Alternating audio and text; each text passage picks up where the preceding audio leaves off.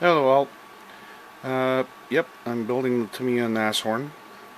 There's already plenty of in-box or open box reviews of this, so I thought I'd do sort of a mid-build review, let you know what to look out for. So far it's a great kit.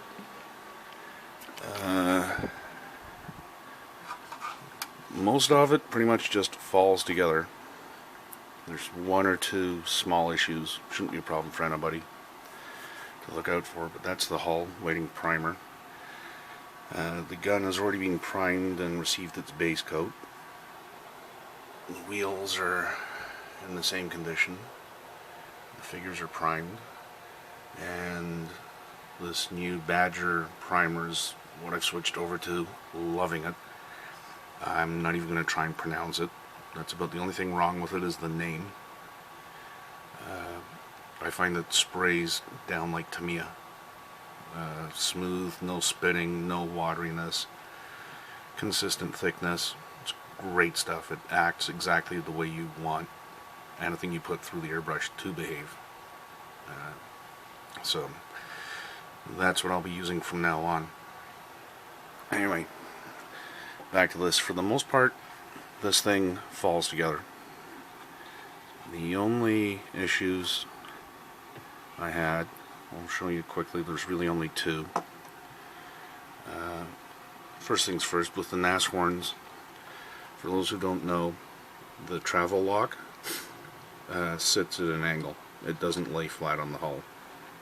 And Tamiya actually knows that, and they give you a little piece of wire to stuff in there as the cable release.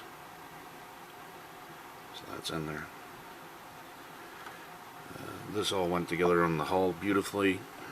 The only issue I had was the periscopes. These are one-piece C-shaped clamps right behind it that are supposed to hold it in place.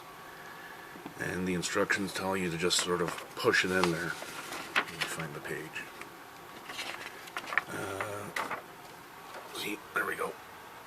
I'm supposed to fix them to the hull a couple of steps earlier, and then just throw the periscopes in. It's not going to work like that. What I ended up doing was sanding off most of the side detail, one or two of the ridges on either side, and even then it still didn't slip in. Prying this apart, or prying open this C shape. Can you see it here? Yeah, take my word for it. It's C-shaped.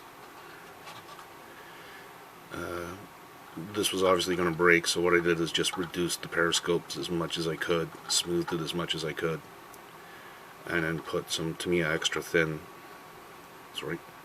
on it to sort of melt it and let it open up, and then got the periscopes into place.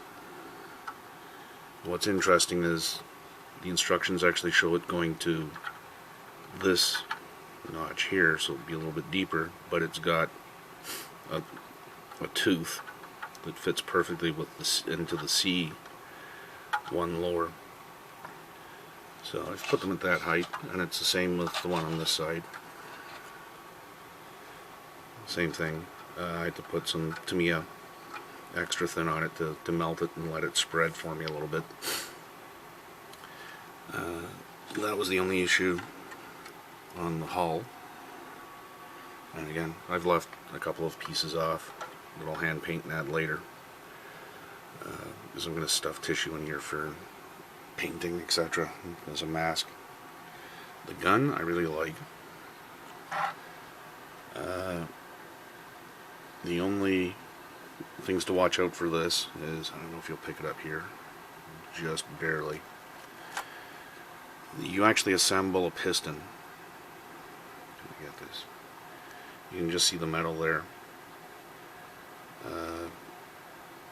That gets crazy glued on one end, and then on the other side it's two of the, what do you call them, the rubber bits, grommets or whatever you want to call it, that go inside another piece to give it some resistance.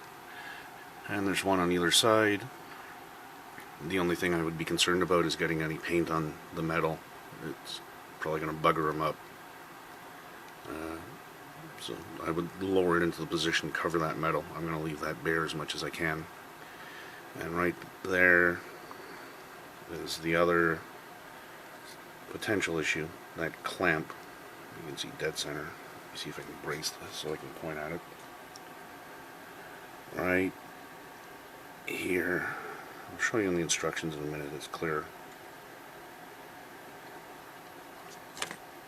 As you can see right here, that's the main pivot point for the gun. Which means you have to use a tiny bit of glue to attach that saddle on the top down, or you risk freezing it in place, gluing it in place. So I would just focus again, come on. A little bit of, or a lot of caution there, or you're going to freeze it in whatever angle you put it together at. I've avoided it. I got the right amount of glue on there to hold it together, and it still does move. Sit down.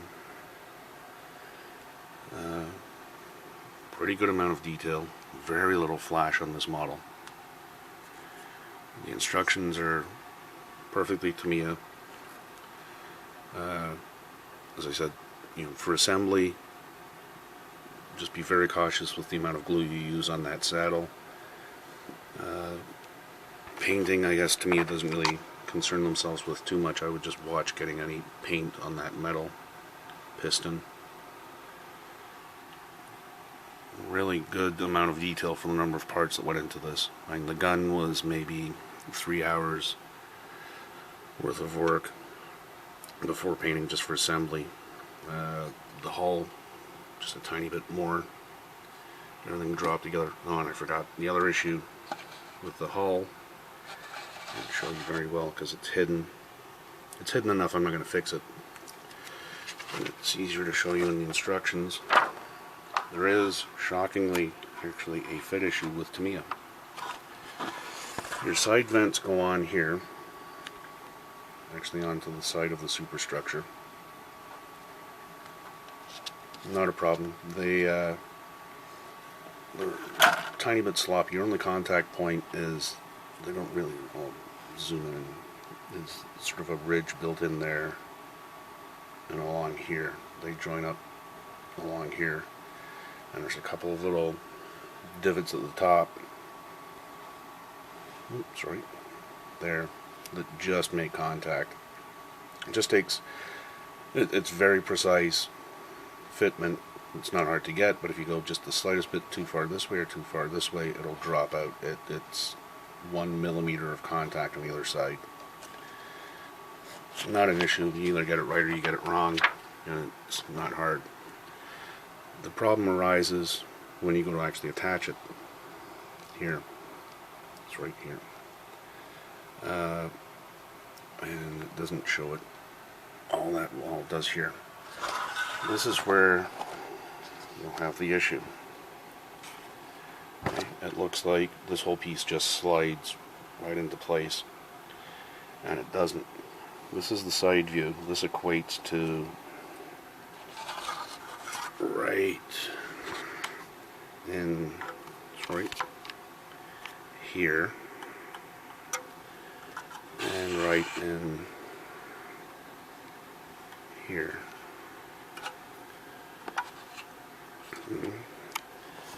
This is the edge of the radiator piece, so this is this.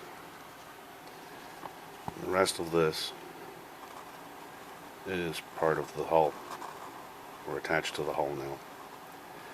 And what they actually show you correctly is there's an angle there. So you can't push this in straight, this whole side plate with that radiator, or sorry, intake grill. You can't just go straight in. Nor can you put it in and then slide it forward, locking it into place. I ended up actually having to sand off a little bit of this. I have to sand this level.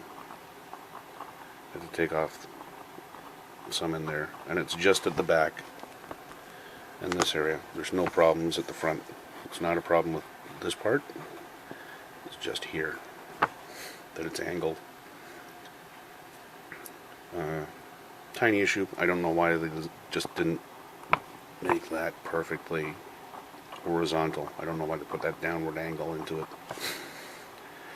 So other than that, the tracks are one piece. They're gluable.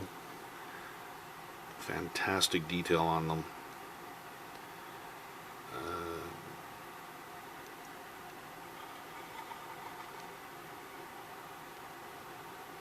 No really smarks or anything like that. There are a couple on this. Most of them will be hidden. Sorry, I don't have the ammo racks in. I'm going to paint them separately and add them later. There's quite a few that you can see, especially on the back of the hull. I'm not really bothering with these because these will be hidden. Most of them are hidden. There's some on the side that will be hidden. Down here, they'll be right behind the ammo rack. If you have the door open or even closed, there's there were four on one and 5 on the other doors on the inside. Fortunately, they're all outy, so you can just sand them down if they really bug you. Same with the ones I've left. You can sand them down, they won't need filler. And the figures themselves, which one's stock, went together really nicely.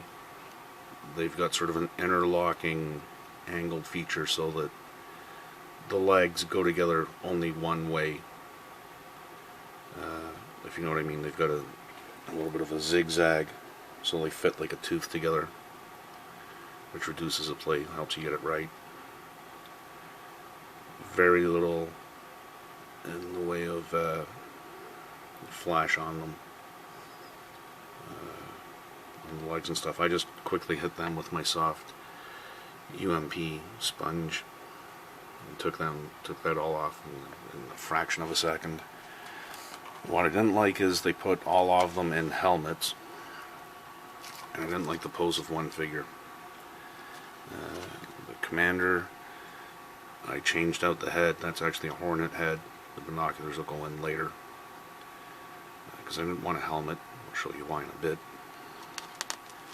The gunner, I didn't want in a helmet, so I found a cap and just slapped it on backwards. He fits up against the gun, or his gun sight, beautifully. In the seat, everything. You can tell you will not match this guy's fit into the gun, or his gun seat, or his position with aftermarket, as well as Tamiya's done it, which is the way you would expect it. So he's supposed to be wearing a helmet. I changed it out. And one of the loaders, this is actually a dragon figure with a Hornet head. And it's reasonably modern. This is actually supposed to be from a anti-aircraft 88mm figure kit from Dragon, and it's not as good as the Tamiya's for fit. There was a lot of flash, etc., etc. The Tamiya's figures are shockingly good. Anyway, the reason I changed out the figures' heads is I'm modeling after the cover of this book. That's what I want to do. So I'm going to try AK's washable whitewash, or whatever it is. I'm going to mask off the few areas of dark yellow to save them. Put that on and then wash off a little bit of the white. They've got all the, well, most of the crew there. The radio operator isn't even in winter gear. One of the loaders is just visible behind the shield. And then there's a commander and a loader. But they're not wearing helmets in this. So that's why I changed out some of the heads to the Hornets. But I love this effect, almost sort of a white and yellow tiger striping on it. That's what I'm going to try and build. That's what I'm aiming towards. Anyway, so if you're considering getting the Tamiya Nashorn, do so. It's a good kit, aside from the few points I brought up. Certainly nothing anybody who's built a couple of models can't get past. And as with anything that's open top, the real pain is going to be painting it, getting in and doing the detail work, versus keeping things apart, painting them separately, and then trying to get it in without staining with the glue. The MG, the ammunition for the MG, or the ammunition boxes, gas masks, etc. They'll be a little tight to get in and paint, but it's either that or smear glue everywhere. Anyway, I'll keep you updated. I'll probably do another video or some pictures once this one's all finished. I just thought everybody's done in-box reviews of this, so I'd let you know how it was once you actually started putting the plastic together, and I'm liking it. Anyway, have a good day.